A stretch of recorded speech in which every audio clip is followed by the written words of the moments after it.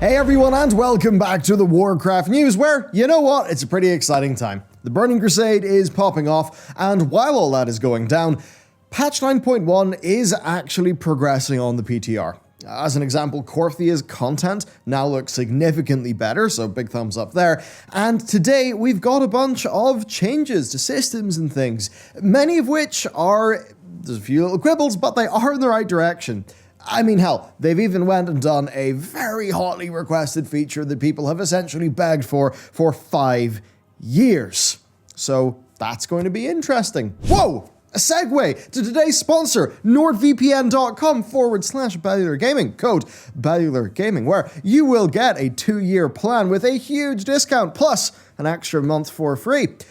Why get a VPN? Well, hey, it's simple. Do you want to watch content from another region, maybe on your Netflix or your Amazon? Well, easy. Use Nord's 5,000 plus servers to choose your location, and then use the internet as if you are there. They also, by the way, do great things like keeping you private, so your ISP will not know what websites you're using, so they can't sell your browsing data to advertisers, nor can they do what some ISPs do, which is prioritize some types of traffic over others, which can be inconvenient. They also have got Nord Locker, which is 500 gigs secure storage for only £1.10 a month. They've got Nord Pass as well for your passwords. And you get, of course, with Nord, the app and the browser extension that are super easy to use, super easy to turn on for, doing whatever you're doing. And you can get a huge discount and a free month at nordvpn.com/Bellular Gaming with the Bellular Gaming promo code. Nord, thank you for sponsoring. And with that said, let's get straight into the news. Alright, so remember Lightforge, the new ex-Blizzard staff company that we covered last week? Well, it has more properly came out that Dreamhaven, which is of course Mike and Amy Morhaim's new company, that they have announced that they want to partner with more developers than just their 2 internal studios. And that, Lightforge, One More Game, and Raidbase are all companies that they are partnering with. So that means that the Dreamhaven family publicly right now is 5 studios. Let's just say I would not be surprised if there was more to come there. And damn, the Morheims get out of Blizzard, and pretty damn soon here they are, setting up companies, setting up studios, doing these partnerships. They're a busy bunch. I think in 2 to 5 years, we're going to have a lot of interesting stuff coming out. We've got yet more updates to the new Shards of Domination system. Right, here's the deal. Stygian Embers are a new currency that drop from Sanctum of Domination bosses. What do you do with Stygian Embers? Well, you upgrade your Shards of Domination with them, and those shards can reach a max rank of 5. Now remember, some of the gear in this new raid will drop with some of the gear it's like fixed. It will have domination sockets, and you can put the Shards of Domination in those sockets. Now, those shards are of Unholy, Frost, and Blood types, and you can get set bonuses for having 3 of the same type. And then, of course, you can socket a maximum of 5 shards at any one time. So basically, right, that will mean that ensuring that your team has got access to 5 slots each, like per character, that will be pretty key in how you're doing your 9.1 raid loot distribution. You want to get all your people up to 5. Now, since you upgrade these shards by getting a currency from clearing bosses, this basically acts as a soft nerf over time, right? Your shards get more and more powerful just by doing the same thing again and again. And that is a little bit like what Titan Forging was originally meant to do. Titan Forging was meant, at least in, say, the Thunder Forging days of patch 5.2, it was meant to give you this idea that you could re-clear the same raid again and again and still have the chance of an upgrade. Whereas with this Domination Shard system, well, there you go. That's just a part of it. So I think the difference, though, is that with this versus Titan Forging, you have far more control over what you're doing, how you're upgrading them, all of that. And by the way, here is a table of upgrade costs. Now, if we're to assume that you get 1 Ember per boss, then it would take 5 weeks of full clears to get a gem up to rank 5, which seems quite a long time, so I actually don't think it is just going to be 1 per boss. Basically, we don't know, so we've got to hold back, because we don't know the acquisition rates. Now that said, I'm going to fly in here with an angle for you. Getting sockets to max rank will probably take a lot of this currency. So then, will this basically add a large amount of work to each character's to-do list? I'm thinking if somebody is raiding on like 2 characters. Will it essentially end up being unfriendly to alts or something like that? This is, I think, some of what people are thinking. And it's a tricky thing because you can come in and say that catch-up, if it's done too much all the time, well, that can then devalue the work done by a main character, can't it? And that can further accelerate World of Warcraft away from being a traditional MMORPG, right? Role-playing game, and further towards it being an instant content-focused sort of competitive game. Which one do we want? That is a big question. Now that said, I would also say, you can't design your game as if it is very much focused on endgame competitiveness and instant content, and then be surprised whenever players want catch-up mechanics for their alts, because then it turns out that those players are not really thinking about alts as alternate characters, they're just thinking about it like another gameplay loadout, another set of tools to apply to their competitive gameplay, which is very different to the traditional MMO thing of your alt being like another character that you have. Not necessarily with that big endgame focus. So really, this discussion of catch-up is quite identity-based. I will say this, being able to maybe trade the currency over to an alt would be nice enough, or perhaps it would be neat if you could unlock a faster rate of progress, of acquisition in an account-wide way after you've maybe hit a certain milestone with this currency. Hard to say. I suppose I think that, if this is going to be a problem that people will likely face, well, why not try to get ahead of it a bit?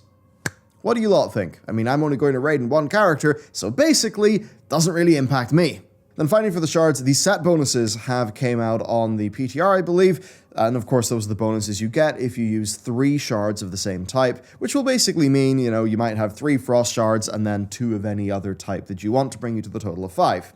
Now, for the most part, looking at these, I think they'll be set and forget-ish, to be honest. There's a blood-themed one that's got a healing component, a frost one that's got an absorb component, and an unholy one that has both an AoE damage and a 15-second primary stat buff. So I think it's pretty clear how we're going to be mixing and matching those. I think with this, it's almost less about getting a crazy new tool for your character. I think it's more about just that power creeping up and up and up over the weeks and giving you something to work towards. Certainly not as cool as, say, achieving a class set. Absolutely. I guess at least we know they're coming soon enough in the next patch. The Burning Crusade is the talk of the town, and if you would like to learn more about the original, well, the 45-minute episode 1 of our series on the Burning Crusade is out on the channel right now.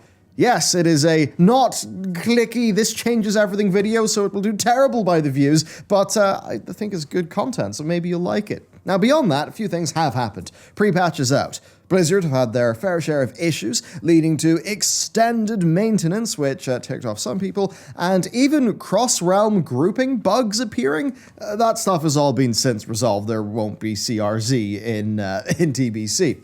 Now, there was quite a lot of anger at some of this stuff, with loads of people thinking like, oh, you're a big company, why didn't you prepare better? Why didn't you have enough servers, enough of this, enough of that? And much of that anger I actually do get, like it sucks. But it is worth driving home that, look, bullshit can crop up out of nowhere, it seriously can. In other realms in the world, right, we have found, and I have found this for decades, that, if you trial something against 50,000 people, yeah, you're going to get a really good look at it, but it doesn't mean you won't get the odd unexpected result when you deploy it to millions of people. Which is to say, sometimes very improbable things can happen, and they're only revealed at extreme scale. Now, I'm not saying that server tech is the same as that obvious analogy I've just made, but the point here is that basically, scale is a real bastard to deal with. And if these things were just a case of throw a few more server blades into the machine, I imagine they'd be fixed a lot easier, and they wouldn't happen as much. So there's probably something more complex. Then there was the honor thing. Oh, wow. So an OP basically reported this and got roasted as a snitch. It was quite something. So look, here's the deal. From what I understand, the start pre-patch, Honor was dropping at 10x the rate that it should from Battlegrounds. Blizzard nerfed that bug, which then led to widespread anger because it turns out loads of people were using the Honor basically as quick catch-up gear, right? Now, that's just because of how the transition from Classic to TBC works. Don't need to get into that. But it's basically the thing where I guess some people actually did want changes for pre-patch. They wanted to get that gear fast, have some band, some of the old bands. But, it is weird, though, because it is advocating for a different rule set. I know this is a bit of a different situation, but it is kind of asking for changes. Now, Blizzard have responded to all of this. They've acknowledged how people are actually using the Honor gear differently in pre-patch, and they've decided to double Honor gains. Now, of course, that's them being doubled after them being nerfed 10 times, so it's not going to be as super fast as it used to be. Now, this doubling will also double the double XP weekends, and that is going to mean that the next AV weekend, they did switch it to be an AV weekend, and that will actually get you quite a lot of Honor. By the way, they've also made it so that the Dark Moon Fair kicks off on the 24th so that people can enjoy that during the pre-patch period. Next up, it's Moneyland, because we've got a new 6-month subscription perk, which is the Imp in a Ball toy. That is for the Burning Crusade Classic. Of course, this was originally a trading card game, loot card sort of toy thing, and this is now in addition to the Lucky Yun mount that you get for Shadowlands. So there you go. Look, Blizzard are clearly trying to work out what bits of the modern monetization model they can fit into the Burning Crusade Classic. Which, like it or not, no surprises really. Next, Korthia, where I've got to open with some really good news. Packaged Soul Ash is a new item on a vendor there. It's bind on account, it costs 300 Soul Ash, it grants 250 when used, and this is a new version of the packaged Soul Ash that is purchased outside of Torghast. You can buy as many as you want. Phew. It would have been very silly if the only way to get packaged Soul Ash was from the broker vendor in a Torghast run. Then you'd be doing these runs, just go to a vendor, then leave again. It makes so much more sense that the vendor is where it now is. So that's good. Also, by the way, Korthia does actually seem to be going places. A bunch of us are a bit surprised because Blizzard never really communicated any intent with Korthia for the longest time, so it was kind of hard to work out what they actually wanted to do. And while I've not got to dive into this properly, work has just been completely bonkers the last week, really. Preach did have a look on his stream, and it certainly seems like Korthia is shaping up a bit better than some of us initially feared. So, phew, very good news. Okay, next, more good news. The Great Vault. Blizzard said would have a fallback reward that we would care about. Then they gave us 750 Stygia. We didn't care about that much. But the good news is 9.1 actually changes that. So you're now going to get 3 tokens called Attendance Token of Merits. Now these tokens can then be turned in at a vendor for, per token, 250 Soul Ash, 500 Stygia, or 175 Anima. Of course, you can spend the tokens as you wish. So you could just trade in your weekly Great Vault for 750 Soul Ash. Or you can mix it up. Personally, I'll say, the Soul Ash feels decent, but the Anima does feel really quite stingy there. A little bit too with the Stygia. So maybe balance that up a bit more, but look, I am glad they changed this. This is totally better, so thumbs up. Conduit energy time, let's go! A new data mine string suggests that Blizzard are fixing the conduit energy system via the incredible, wonderful, just manna from heaven given solution of granting us 1 conduit energy whenever we get a point of renown. It's done! It's fixed! Oh wait, no, it's not. It still sucks. It still serves nobody's interest in the game, and it is still yet another example of Blizzard adversarially trying to micromanage the player experience in a way that's very much micromanaging what you actually do to your character and its build and loadout. I think to the detriment of the overall WoW experience, so in this case, just remove it. Just remove conduit energy because most people wouldn't notice, and those who would probably like it. In a world where, as well, we've got new conduit slots and stuff like that, and, balancing, changing for the patch, the problems of this system will only be magnified, so getting extra conduit energy whenever you get a renown level, that's kind of irrelevant. Plus, plus what happens when, you know, you're not getting any more renown levels. Finally, another random conduit item level upgrade has been found. This time, it upgrades items up to an item level of 226, which is the current cap. So this item was found from a Korthia event by players in the PTR, so I guess it's a bit of catch-up for your conduits. So, you know, in addition to getting that level of upgrade from Venari via Stygia, which honestly does worry me a lot, because when I saw Blizzard change the Season 1 upgrade item tooltips a while back to indicate they were Season 1, I assumed it was because they were sunsetting, getting rid of this system, you know, one that was essentially disliked by everyone. At least from my read of the situation. But no, now it actually seems that conduit upgrading via grinding content like this might actually be a thing. It might actually be their intended way for you to upgrade your conduits. And while I could ignore it during Nathria, being 2 tiers of conduit upgrades behind, especially when we're getting the empowered conduit sockets, that seems bad. So maybe it's the case that those of us who just decided that conduits don't look fun and we don't want to grind up Stygia to level them up, maybe we actually will have to do that in this upcoming patch. If that is the case, then I really am quite sad. And there's also a bit of an awkward thing because the new one goes up to, the new upgrade item is up to eye level 252, I believe, something like that. But if you've got both that, and then this 226 one existing in the same ecosystem, then you basically got to grind up the 226 one to the point where, you know, you get all your stuff up to 226, and then you use your 252 ones. But then that is actually quite tricky, because the way that these upgrades work is that they select your lowest item level conduits. And of course, you know, including conduits for a spec you might not even play.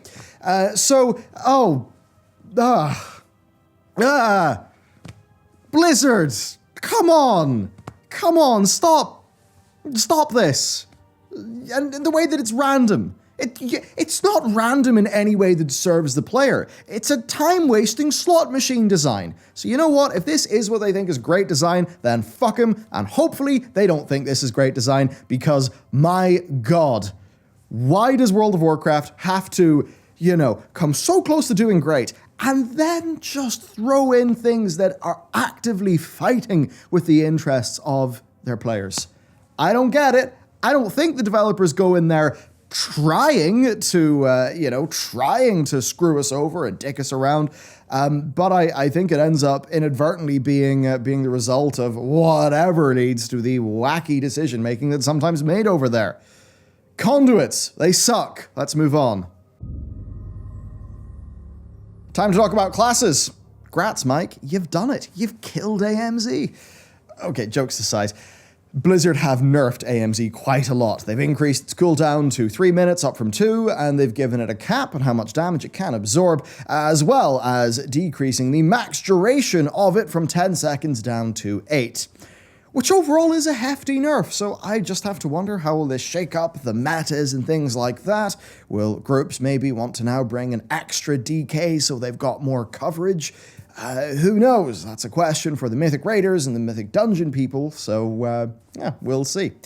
Also, they have buffed Mistweaver with a flat 10% increase to their single target attacks and 20% to Crane Kick. Plus, they've made Enveloping Mists a little bit cheaper, and they've also made Revival proc Gust of Mists on each target healed, which is it's a little buff, I guess. So this is all good, but it really is not enough to shake up the meta, from what I understand and who I've talked to. So they're in this weird situation of they're a melee caster, right? But, you know, they're in melee, but they still have movement penalties. They don't bring the 15% raid-wide DR that Paladins have got with Devo and Aura Mastery. And they don't out-DPS the other DPS-ish melee healers, even with these buffs. So it's kind of like, what's going on? Maybe they just need a little bit more love. All right, there's a new guy in town, Tashup, something like that. Okay, so he's a new broker NPC, and, you know, previously we found him in Oribos, and basically if you didn't properly get your keystone, that he would be there in Oribos to set things right and give you your keystone. But what's new this week is that he now spawns at the end of a Mythic Plus dungeon. And when he does, he will let you re-roll your keystone. But there's quite a few catches. So the way it works is this guy will spawn in if you time a key, and he'll offer a one-time keystone exchange to any player whose keystone is at or below the level of the dungeon that was just completed, right? Now, this is like a little bit strange, to be honest. The person whose key was just completed won't be able to exchange the key that they get, because the key that they get, if they've timed their run, will be a higher level than the dungeon that they just completed. So it's not going to be useful if you just want to swap in a key you don't like. If you wanted to swap that key, you'd either need to deplete it and then time the same level again, or you need to join a higher level run and then swap it. Then, let's say everyone in your group has the same level of key, which is likely for stable push groups. Now, someone in the group will need to intentionally deplete their key in order to have a chance at being able to re-roll their key later. So if your group then doesn't manage to time the key, then you've basically just been doubly punished by this system, because then the vendor won't spawn, as of course the key was not timed, and then the person that intentionally depleted their key beforehand is now, well, basically worse off with a lower key as well. Thanks to Dakor on our team, by the way, for pointing that one out. So, you know, it's weird in that there are just oddities to this. So look, I'll say it is good that this is coming, but it really is just a way for you and a few friends to have a little bit more control, where one of you pushes a key, someone else in the group can change theirs. I think it's clearly designed for stable-ish groups. I think it'll be less useful for the pug people.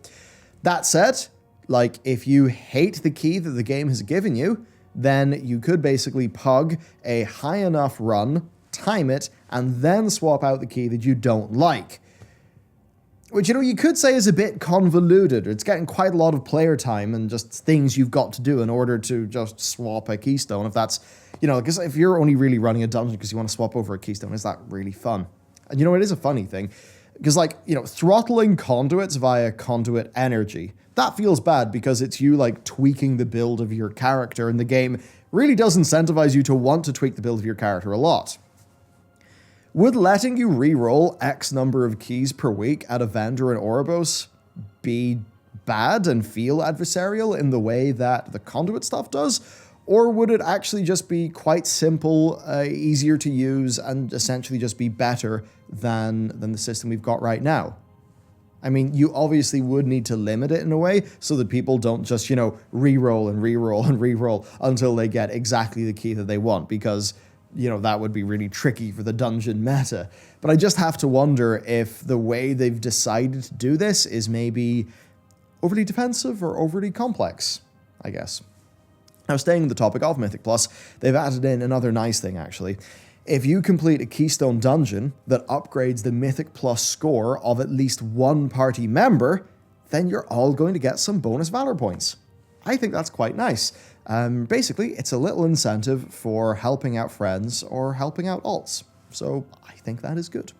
Finally then, the new Mythic Plus achievements are in for Explorer, Conqueror, and Master, and we now know that those will require a Mythic Plus rating of 750, 1500, and 2000 respectively. Now, these also do seem to be the Valor point upgrade threshold unlocks as well, which, you know what, will be handy, because there's one thing here that's quite nice. You'll no longer have to time all keys to a certain level in order to get that eye level unlock. Here, your progression can be a little bit more uneven, but as long as you hit that rating, no matter what way you do it, you'll be able to get your upgrade. So I think that's quite nice. Alright, time for just a quick note on Korthia lore. This is not super solid stuff, but it is interesting, right? So as we upgrade the Archivist Codex and find relics, it basically seems like we're going to get some lore hints. And these kind of feel similar to those, like those Island Expedition lore hints that we got that turned out to really matter. I mean, we could get something like that here.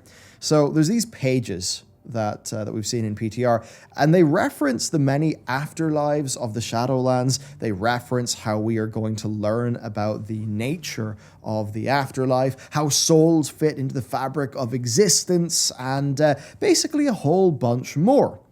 So it's around this thing called the Archivist Catalog that was created by the Primus, basically to note down the history of the races, events, and powers, right, of, I guess, the Shadowlands. Maybe the Cosmos. So it sounds kind of cool. All that I really know is that we haven't learned anything solid from it yet, but this is going to be one of the progression systems for the Korthia content. We will be going around trying to find relics and stuff. So, are Blizzard going to be setting this up basically as a lore tease dispensary? If so, then I await being teased. Okay, that is it for the Warcraft news today. Yes, sorry for going off on one again about conduits and conduit energy. Trust me, I don't do it for the good of my health. It's not good for my health. Now, if you would like to watch something else, then big 45-minute chunker of a video diving into the Burning Crusade, its history. So if you're a new player to that, if you didn't start, or maybe you want a bit of a refresher to relive some of it, you can check out our video that the guys put in so much work into that. And yeah, it's a real big one. And the next episode does come out next Thursday. And with that plugged, thanks to Nord for sponsoring today's video. Thank you to you for watching and tolerating my conduit energy madness.